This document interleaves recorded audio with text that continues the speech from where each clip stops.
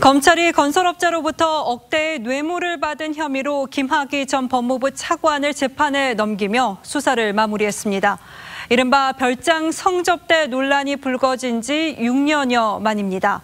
수사단은 김 전 차관에게는 성범죄가 아닌 성접대 뇌물 혐의를 적용했고, 박근혜 정부 청와대의 외압 의혹에 대해서는 처벌 근거를 찾을 수 없다고 결론 내렸습니다.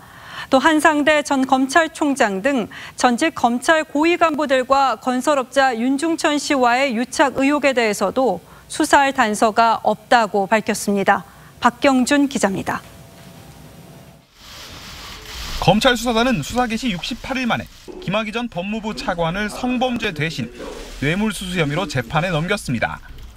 김학의를 합계 1억 7천만 원 상당의 뇌물을 수수한 혐의로 구속 기소하고 윤중천을 강간치상, 사기, 무고 등 혐의로 구속 기소하였습니다.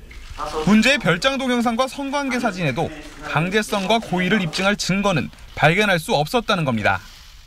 김 전 차관에게 성접대를 한 윤중천 씨에겐 뇌물과 사기 혐의 외에 강간치상 혐의도 적용했습니다. 피해 여성이 지속적인 폭행과 협박으로 외상 후 스트레스와 우울장애 등 상해 진단을 받은 사실을 인정했습니다. 수사단은 한상대 전 검찰총장 등 전직 검찰 고위 간부들과 건설업자 윤 씨와의 유착 의혹이 불거진 이른바 윤중천 리스트에 대해선 수사에 착수할 만한 단서가 없었다고 했습니다.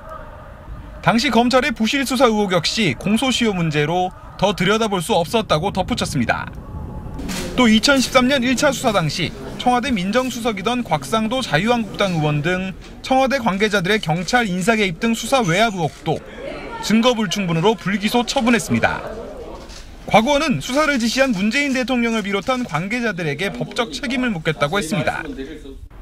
결국 2달여에 걸친 수사에도 핵심 의혹 규명에 실패하면서 용두사미 수사라는 비판을 피하기 어려울 것으로 보입니다. TV조선 박경주입니다.